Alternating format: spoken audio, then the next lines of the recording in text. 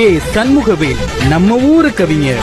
நீ சிரிச்சா சிறுமலடா, நான் சிவகங்கைக்கு ஒளிதாண்டா, ஓடி ஒண்ணு இடிதாண்டா, நான் இன்பத்துக்கே ராணியடா. நம்முடைய கிராமிய கானங்களை நான் சிங்கநல்லூர் சின்ன பொண்ணு, என் பேர சொன்னா எரியும் கண்ணு. என் 5 விரல் காட்டு மேட தாத்தா, என் ஆயுளத்தா கேக்குறியே பாத்தா, இந்த அரண்மனைய ஆள பிறந்த நேத்தா, உன்ன நெஞ்சுக்குள்ள சுமப்பேண்டா பார்த்தா.